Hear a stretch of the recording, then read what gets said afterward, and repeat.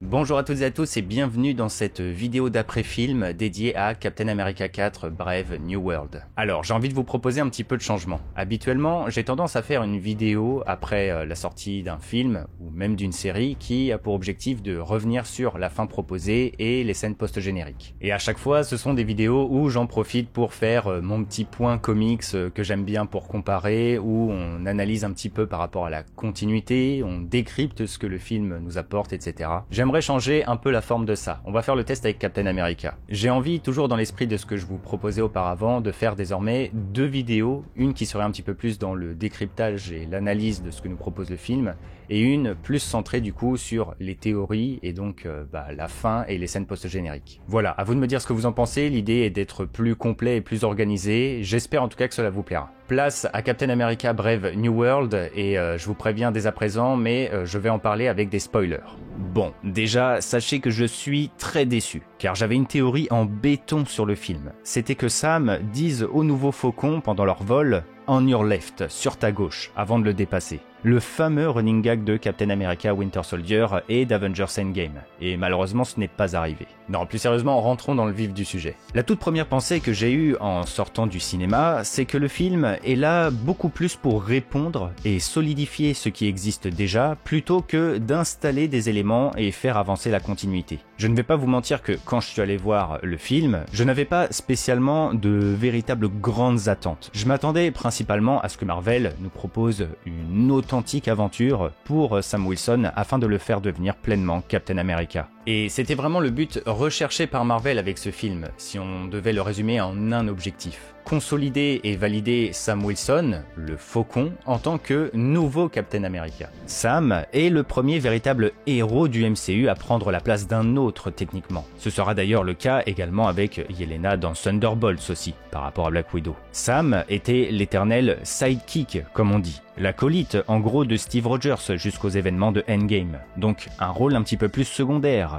En plus de ça, contrairement à son mentor ou même Bucky, il n'a pas de sérum de super soldat, sans oublier additionner à tout ça tout l'aspect politique et sociétal. Moi, personnellement, je pense que Sam va surtout briller avec les prochains films Avengers à venir. C'est là où l'on pourra voir tout son potentiel. Je dis ça dans le sens où on a besoin de le voir à l'œuvre avec d'autres super-héros ou grands acteurs du MCU. Le film nous laisse clairement comprendre qu'il sera à la tête de la prochaine équipe Avengers en plus. C'est désormais officiel. Si on reprend Steve Rogers par exemple à l'époque, c'était vraiment dans les crossovers que le personnage devenait iconique. Le premier Avengers où il se confrontait avec Tony sur le lead par exemple, et où il manageait les héros face aux Chitauri. Dans Winter Soldier, qui a servi d'inspiration d'ailleurs pour Captain 4, avec tout l'aspect thriller politique, sans oublier que c'était d'ailleurs le film qui marquait la toute première apparition de Sam Wilson, et bien là-bas, Steve était en collaboration constante avec Black Widow et Nick Fury. Si on prend Civil War, il y avait quasiment tout le casting du MCU de l'époque dans le film, et sans oublier bien évidemment Infinity War et Endgame. Avec Captain America 4, ils font énormément pour qu'on approuve cette passation de pouvoir. Il y a d'ailleurs pas mal de doubles discours dans le film à propos de ça. Je pense à la fin où Sam tient un discours à Joaquin, qui est son padawan, son nouveau sidekick, sur le fait que les gens l'attendent au tournant, qu'il y a énormément de pression et qu'au moindre faux pas, tout le monde va lui tomber dessus. Bien évidemment, c'est un message sociétal en premier lieu, mais c'est clairement un discours aussi pour les fans qui émettaient de gros doutes sur l'arrivée du nouveau Captain America de Anthony Mackie. Pareil pour le moment où Bucky vient faire son petit caméo. Sam, à ce moment-là, remet en doute sa légitimité en tant que Captain et mentionne qu'il aurait dû prendre ce fameux sérum. Une critique qui revient constamment depuis Endgame, et particulièrement depuis Falcon et le Soldat de l'Hiver, où Sam n'avait volontairement jamais pris le sérum, traduisant donc l'idée d'un Captain America bien moins impactant et bien moins puissant que l'ancien. Dans Brave New World, ils ont vraiment voulu répondre à tout ça. Captain America en lui-même reste avant tout un soldat, une personne dévouée pour la justice et la protection de la population avec des valeurs fortes, et l'utilisation de Ross en tant qu'opposant dans le film servait justement pour appuyer tout ça. Et l'équipement de Sam est là justement pour pallier au sérum. Maintenant, est-ce que Marvel a réussi son pari ? Eh bien, c'est à vous de faire votre propre avis. Et d'ailleurs, additionné à tout ça, il y a un point que j'aimerais rajouter par rapport à Sam et Brave New World, et que je vous mentionne très souvent à la sortie d'un nouveau long métrage, c'est le paramètre film et série. Le contenu fort du MCU se déroule avant tout au cinéma. Les séries, aussi cool soient-elles pour la plupart, n'ont pas la même portée. Et le grand public passe très souvent à côté de celles-ci. Pour que tout le monde soit à peu près sur un même pied d'égalité, pour suivre le MCU en général, les films ont donc pour rôle de légitimer ce qui se déroule sur le petit écran. Par exemple, Doctor Strange 2 légitimait et montrait au grand public le contenu de la série WandaVision et la continuité de Wanda. Deadpool et Wolverine ont fait la même chose avec le TVA et donc la série Loki. Miss Marvel avec The Marvels, etc., etc.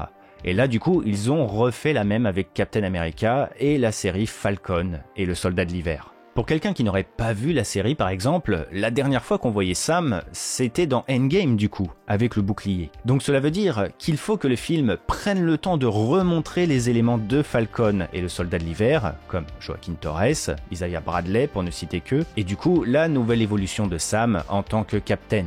Et aussi, pour terminer sur ce point, il y a un élément important à prendre en compte, c'est que Avengers Doomsday arrive l'année prochaine. Un film majeur, teasé à la fin de Captain America 4, qui va tout changer dans le MCU. Donc Brave New World avait techniquement pour rôle de préparer Sam pour les défis à venir. Bref, pour continuer, petit aparté sur la présence de Bucky dans le film. Étant donné la proximité de sortie entre Captain America et Thunderbolts, c'était pertinent de faire apparaître Bucky dans Brave New World pour nous teaser et nous montrer déjà son évolution, comme quoi il deviendrait un membre du Congrès américain. Je suis très curieux de voir un potentiel impact de Captain America sur le film Thunderbolts. Surtout que la chose qui m'a toujours le plus interpellé, c'est que les films Marvel ont subi beaucoup de reports, les dates ont beaucoup changé, et malgré toutes ces modifications, Thunderbolts et Captain America ont toujours 2 mois d'intervalle par rapport à leur sortie. Donc avec le caméo de Bucky, je m'attendrais presque à ce que Sam fasse lui-même son caméo dans Thunderbolts.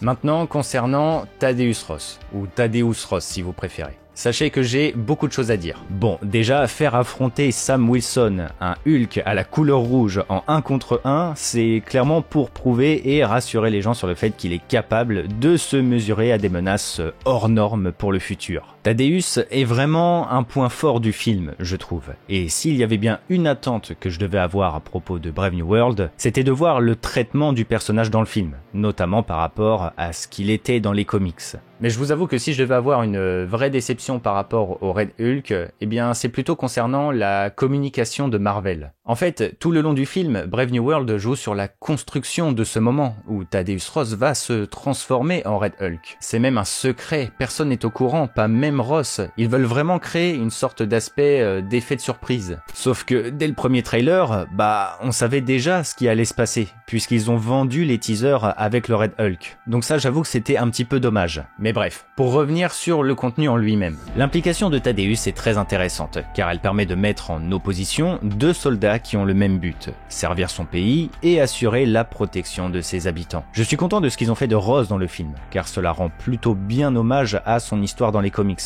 On retrouve complètement l'essence du personnage. Si cela vous intéresse d'ailleurs, je vous ai proposé il y a peu de temps un pourquoi Red Hulk est-il si unique, où je vous explique du coup l'histoire de Ross, sa transformation en Red Hulk et donc les comics d'origine qui ont été adaptés pour faire ce film. Ross est connu pour son tempérament impatient et assez colérique. C'est un général de guerre qui va s'enfermer dans sa quête obsessionnelle d'arrêter et tuer l'incroyable Hulk, et ce, peu importe le prix à payer. Une obsession qui va le conduire à dépasser les limites à plusieurs reprises et pousser sa propre fille, qui est la seule et unique famille qui lui reste et qui représente tout pour lui, à s'éloigner et délaisser son père pour de bon. Sauf que, bien que ses méthodes soient terriblement douteuses, son engagement et son patriotisme sont totals. Il n'y a pas plus fervent défenseur des États-Unis que Thaddeus en réalité. Et à terme, les comics Marvel le feront prendre la trajectoire d'anti-héros, en particulier quand il deviendra le Red Hulk, avant de par la suite partager des aventures avec les Avengers. Ils ont plutôt bien retranscrit ça dans le film. Thaddeus a toujours été une figure du gouvernement qui va à l'encontre des héros aux pouvoirs améliorés.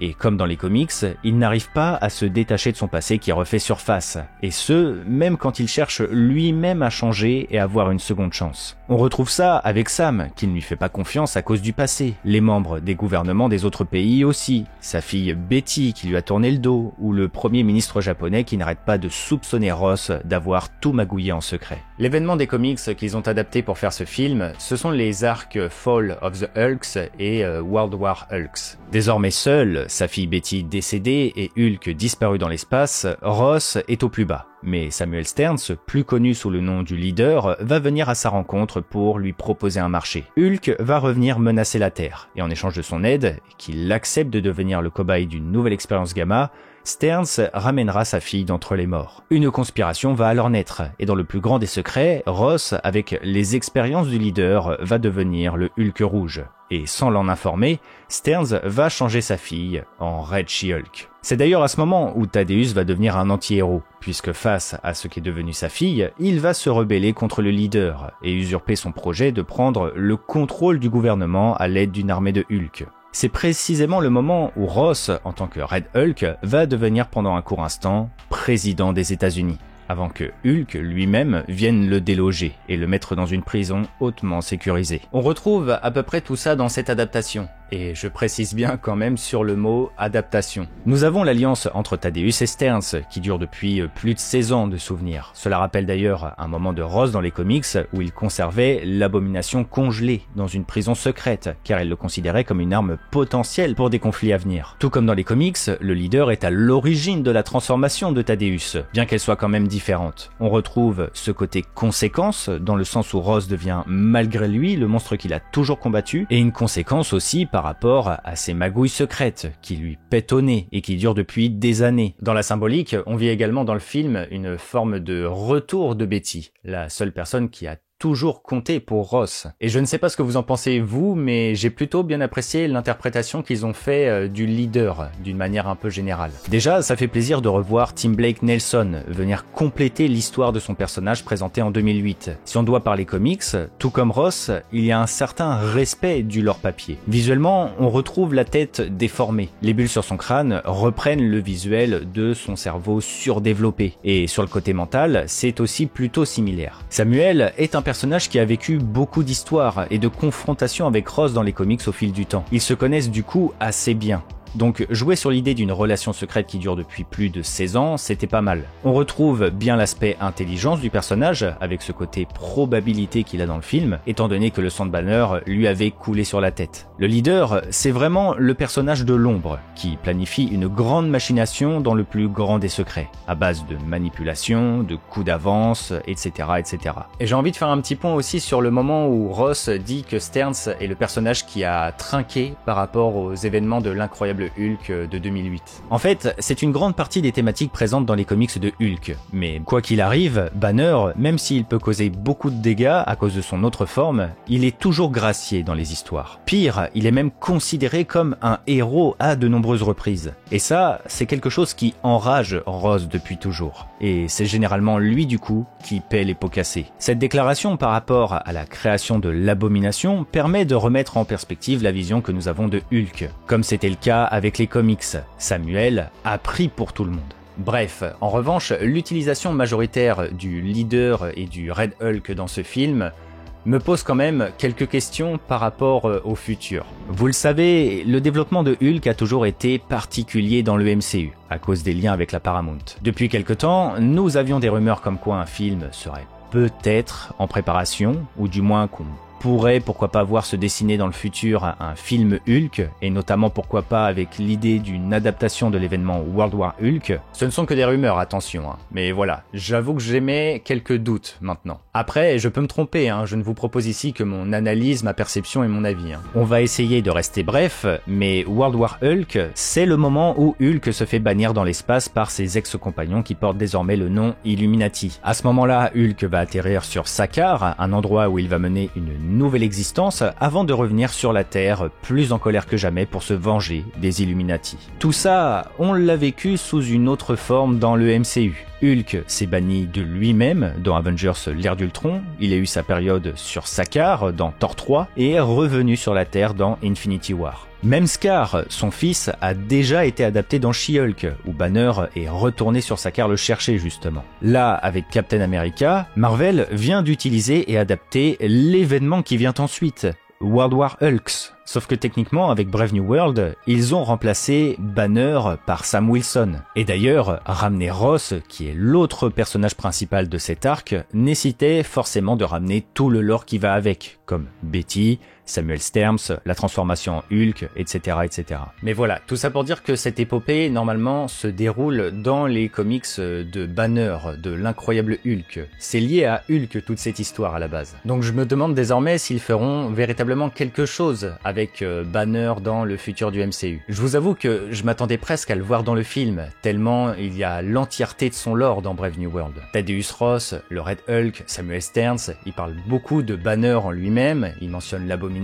et surtout Betty a été annoncée au début du film. Cela annonçait du coup qu'elle allait certainement apparaître à la fin. Même si voilà, c'est beaucoup plus logique qu'elle soit reliée à Ross et qu'elle soit là pour compléter justement son histoire. Bon, après quand même, faut le dire, la fin du film nous laisse l'ouverture que Ross ou même le leader peuvent revenir. Scénaristiquement, la prison du Raft sert complètement pour dire ok, voilà, ils sont placés là, si on a besoin d'eux, on peut les ramener à tout moment. Mais ce que je veux dire, c'est que même si Hulk a plus de 60 ans d'existence dans les comics, les grands moments de son histoire sont déjà passés dans le MCU techniquement. Donc je me questionne vraiment sur ce qu'ils feront avec lui à l'avenir. Nous aurons de toute façon l'occasion de détailler tout ça dans de prochaines vidéos. Enfin, est-ce que l'on se concentrerait pas un peu sur les petites choses que le film a installées pour la continuité? Bon, déjà nous avons eu l'arrivée de Giancarlo Esposito dans le MCU sous les traits de Sidewinder et son groupe de mercenaires, la Serpent Society. Comme montré dans le film, ils agissaient au nom de Samuel Sterns, avant que Sidewinder se fasse à terme emprisonné. Alors soyons honnêtes, ce n'est pas un groupe nécessairement incroyable, ce sont avant tout des mercenaires, mais on sait qu'ils auront une continuité, comme le teasait Giancarlo Esposito lui-même, qui était très excité par son nouveau rôle dans le MCU. Je pense que Marvel voulait installer une nouvelle organisation,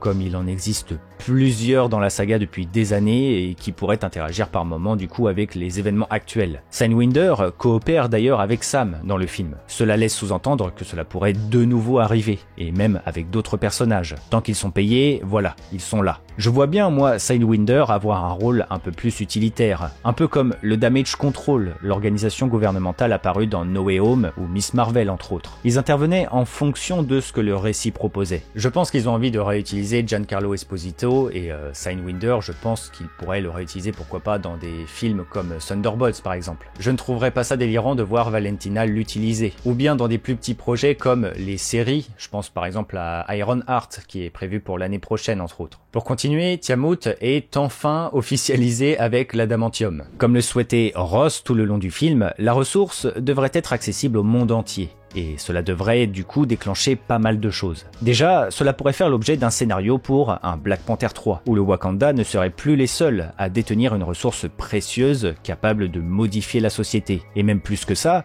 qui est destiné à être meilleur que le vibranium. De quoi créer de nouveaux enjeux pour le pays. Bien évidemment, la venue de l'adamantium taquine aussi la venue des X-Men, et plus particulièrement de Wolverine. On le sait, l'avenir du MCU après Doomsday et Secret Wars, cela va être l'apparition des X-Men dans la saga. Alors après, ils ne sont pas obligés de faire émerger un nouveau Wolverine, étant donné que nous avons encore Hugh Jackman et Daphne Keane en X-23. Mais la venue de l'adamantium peut signer la création du projet Arme X. Le projet secret du gouvernement américain où plusieurs grands acteurs du monde des mutants ont vu le jour. D'ailleurs, l'impact majoritaire du Japon dans Captain America Brave New World est assez intéressant. Car, hormis le côté géographique, étant donné que Wolverine dans l'histoire a toujours eu une connexion avec le Japon dans son développement, eh bien, dans la saga, le pays s'est toujours retrouvé connecté, du coup, de près ou de loin, avec l'adamantium pour le récit. Je pense par exemple à Lady Deathstrike, entre autres, dont le père est la personne qui a imaginé et découvert le processus de liaison entre un squelette et de l'adamantium, dans le but de concevoir une armée de samouraïs invincible. Il y a des chances pour que nous ayons ici une forme de référence à tout ça. Puis la fin du film, et sa scène post-générique, nous installe finalement l'avenir. Ross se retrouve ironiquement dans la prison où il avait initialement enfermé les Avengers, et c'est Sam qui vient lui rendre visite. Cela me rappelle un peu l'événement World War Hulk encore une fois, où Ross rendait visite à Hulk dans sa cellule avant que ce soit l'inverse à la fin de l'arc.